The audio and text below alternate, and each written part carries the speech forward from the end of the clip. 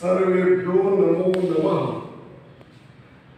मैं डॉक्टर मामला शर्मा, प्रोफेसर साहित्य, श्री कल्याण राजकीय आचार्य संस्कृत महाविद्यालय सीकर, साहित्य विभाग, आचार्य द्वितीय खंड, साहित्य तृतीय पत्र, नैष्ठिक चरित्र महाकाव्य, जिसके 2 सर्ग प्रथम एवं द्वितीय हमारे पाठ्यक्रम में निर्धारित हैं। उनमें विशेषता है पद्यात्मक शैली में अध्ययन करके उनकी व्याख्या करना। उस व्याख्या का विधान, व्याख्या करने का तरीका, पद्धति, मेथड, प्रणाली किस प्रकार से हो, इस विषय में हम सब ने कल अध्ययन किया था। व्याख्या करने में मुख्य कौन कौन से बिंदु होने चाहिए, जिसका उल्लेख और इसकी चर्चा हम लोगों ने कल की थी। यस्तने दिवसे अस्माभिः अत्र पठितम, या तो पद्यात्मक विवेचनम अर्थात पद्य से व्याख्या कथम भवेत्, व्याख्या विधानम अति रुचिकरम भवेत्, विशेषमें अस्माभिः चर्चा विहिता। अतः अद्य सोदाहरणम व्याख्या विधानम, व्याख्या प्रतिपादनम अस्माभिः करणीयम्। अनेन एव उदाहरणमाध्यमेन स्पष्टतया व्याख्यायाः सम्यक् निरूपणं भविष्यति, ऐसा मम मनोकामना। बंधुओं, व्याख्या करने का तरीका सामान्य, जिसका ध्यान, निर्धारण, विवेचन हमने कल किया था। आज उस व्याख्या को उदाहरण के माध्यम से पुष्ट करने के लिए, समझाने के लिए, बताने के लिए आज हम अध्ययन कर रहे हैं। प्रारंभतः नंबर 1 पर था पद्य, जो प्रश्न पत्र में अंकित है, उसका प्रारंभिक पद एवं अंतिम पद है, उसका उल्लेख करना। मैंने यहाँ पर पद्य पूरा लिखा है, क्योंकि हम पूरे पद्य के हिसाब से ही व्याख्या को समझ पाएंगे। अब नैष्ठिक चरित्र जो महाकाव्य है, उस महाकाव्य का प्रथम सर्ग है, उसका यह पद्य जो यहाँ श्याम पट्ट पर उल्लिखित है, उसको आधार मान करके हम लोग व्याख्या का निरूपण और विवेचन करेंगे। पद्य है पवित्र मात्रा तनुते जगद्युगे स्मृता साक्षादनये वयत् कथा कथां सामद्गिरमा विलामपि स्वसेविनीमेव पवित्रयिष्यति। यह पद्य नैष्ठिक चरित्र का प्रथम सर्ग का है। अब सर्वप्रथम हमें प्रसंग अर्थात इस पद्य को जोड़ना है, संगीत इसको जोड़ना है काव्य से और कवि से। तब लिखा गया है, मैंने लिखा है, प्रस्तुत निगम पद्यम महाकवि श्री हर्ष विरचिता त्रिगुण संपन्ना वैदर्भ्यादिनीति युक्ता पदलालित्या सरस प्रांजल मंजुल भाषा समन्विता बृहत्रयी पथिता कला प्रधानात् श्रृंगार सान्विता नैष्ठिक चरित्र महाकाव्यस्य प्रथम सर्गात् संकलितम अथवा अवतरितम अथवा समुद्रितम। यह पद्य महाकवि श्रीहर्ष के द्वारा प्रणीत, जिसमें माधुर और प्रसाद तीनों गुण हैं, उनसे युक्त वैदर्भी अद्वितीयां हैं चार। उसमें तो वैदर्भी है, गोटी है, लाठी है, पांचाली है, उनका सम्मिश्रण इस महाकाव्य में है। पदलालित्य नैषधे पदलालित्यम, जो कल मैंने चर्चा की थी, सरस प्रांजल और मंजुल भाषा से युक्त बृहत्रयी में जो प्रसिद्ध है, इसकी गणना होती है, और कला प्रधान काव्य है ये। इस प्रकार के काव्य से जहाँ श्रृंगार की प्रधानता है, श्रृंगार यहाँ पर विपुल श्रृंगार रहेगा। नैषधे महाकाव्य ये ग्रंथ हो गया, इसके प्रथम सर्ग से लिया गया है, यह हो गया प्रसंग। अब यहाँ पर संदर्भ क्या है, तो यहाँ अत्र महाराज्ञ नलस्य वैशिष्ट्यम प्रदर्शयन् तत्कथायाः गुण गौरवम प्रकटयन् आह महाकवि श्रीहर्ष। महाकवि श्रीहर्ष मिस्र देश के राजा जो नल है, नल और दमयंती इसकी नायिका है, तो नल की जो कथा है उससे पापों का विनाश होता है।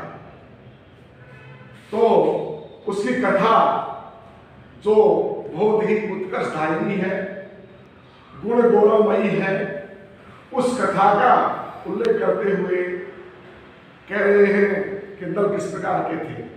नल के नाम के उच्चारण से भी कई प्रकार के पातक, पाप, दोष, उससे मुक्ति मिलती है, ऐसा हमारे शास्त्र कहते हैं। अन्वय, उसके बाद में वही कर बात की थी मैंने, अर्थात कर्ता, कर्म, क्रिया, उसका विधान निर्धारण करना है।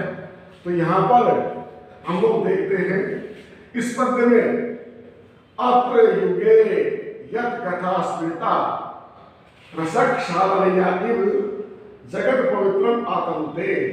इसमें आतनुते जो क्रियापद में आया है, पहले ही चल रहा है और बाद में करता गया सा आविराम इव स्वसेविनीम एव मदगिरम कथम न पवित्रिष्यसि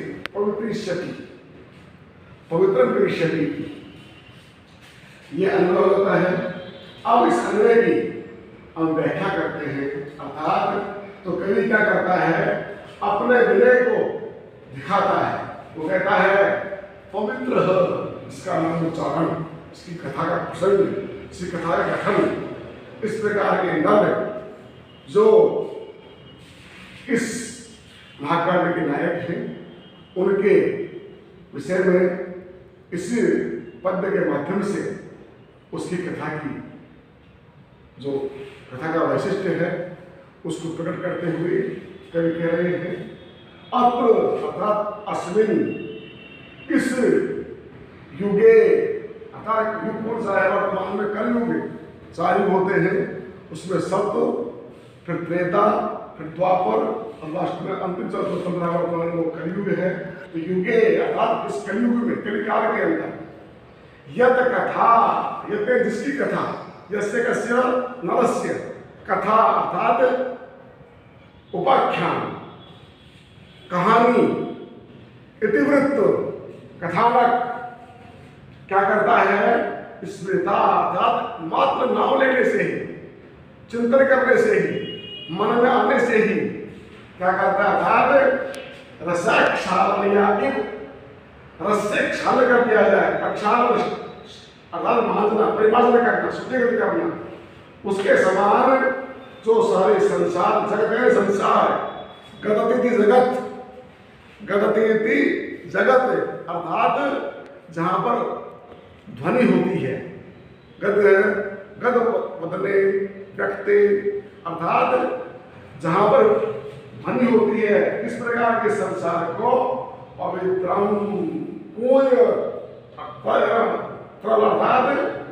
विशुद्ध करता है। आत्मोति करोति सा, वो नल की जो कथा है, सा कथा किस प्रकार की है, अर्थात यद्यपि उसमें कुछ दोष हो सकते हैं, क्योंकि संसार में ऐसी वस्तु नहीं है जिसमें कुछ न कुछ दोष ना हो। अलग दृष्टि के हिसाब से तो दोष होते हुए भी, उसमें काबू से होते हुए भी क्या करती है अर्थात जिसको मन में धारण करने पर, विवेचन करने पर, स्मरण करने पर जो मेरी वाणी है, वाचम गिरम ब्राह्मी तो भारतीय भाषा गिरवाक वाणी सरस्वती, ये वाणी के नाम है। तो ऐसी मेरी वाणी को पवित्र कैसे नहीं करेगी, अर्थात पवित्र करेगी 100%, क्योंकि नर और दमयंती का नामोच्चारण भी हमारे शास्त्रों में बहुत ही पापनाशक और पुण्यवर्धक कहा गया है।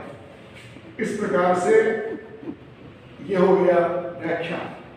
अब हम लोग जो चतुर्थ चरण है, प्रथम हो गया था पद्य, द्वितीय हो गया प्रसंग, तीसरा हो गया अन्वय, चौथा हो गया व्याख्या।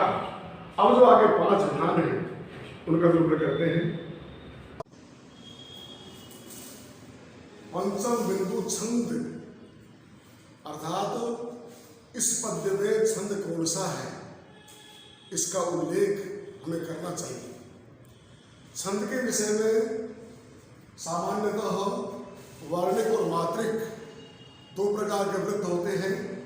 उसमें जो हमारे महाकाव्य हैं उनमें अधिकांश वर्णिक वृत्तों का ही निरूपण है, विवेचन है।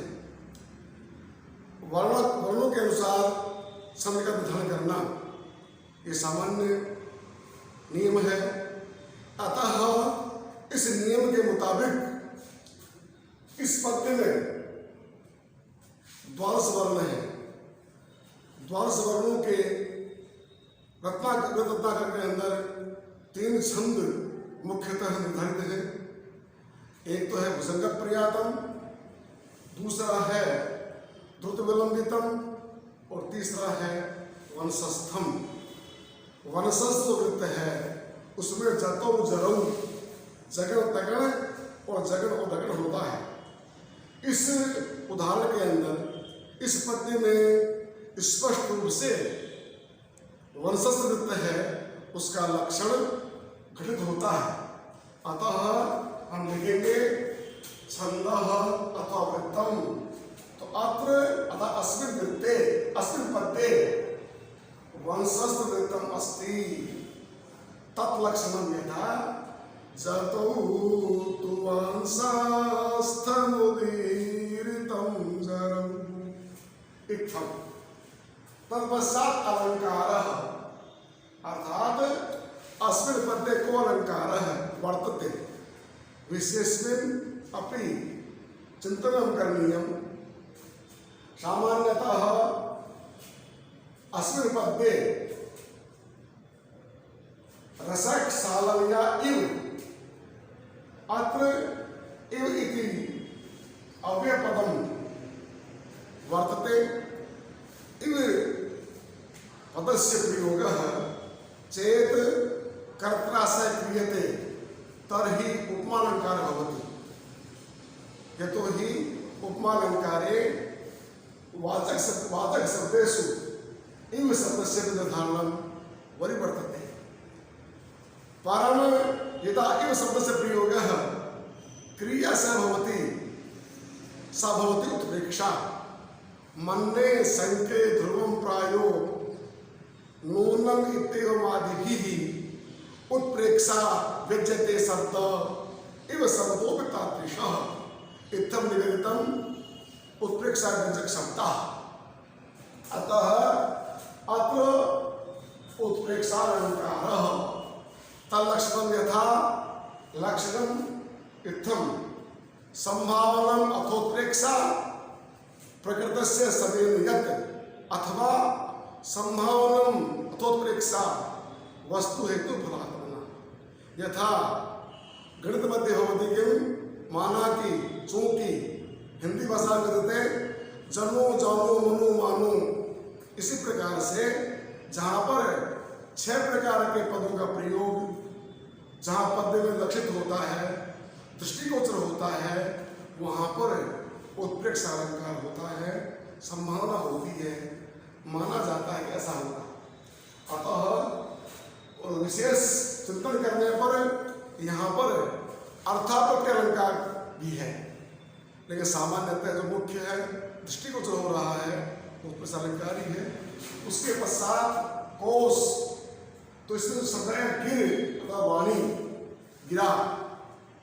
तो ब्राह्मी तो भारतीय भाषा गिरवाक वाणी सरस्वती इति अमरः, अर्थात अमर कोशे इत्थं निर्धारणं वर्तते।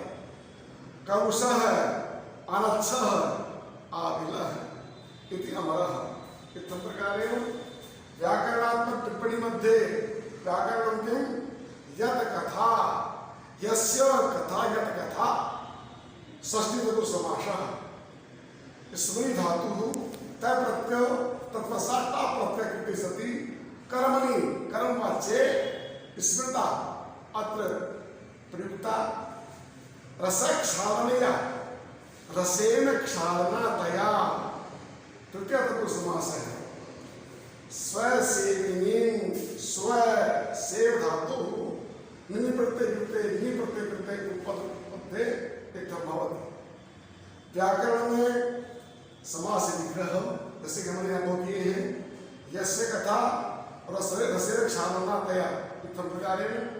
इसी प्रकार से प्रकृति प्रत्यय स्मृति कृत टा से स्व सेव निनि नीप, इससे स्पष्ट होता है कि व्याकरणात्मक टिप्पणी भी आवश्यक है, जिससे कि बालक को शब्द का या पद का समग्र ज्ञान हो सके।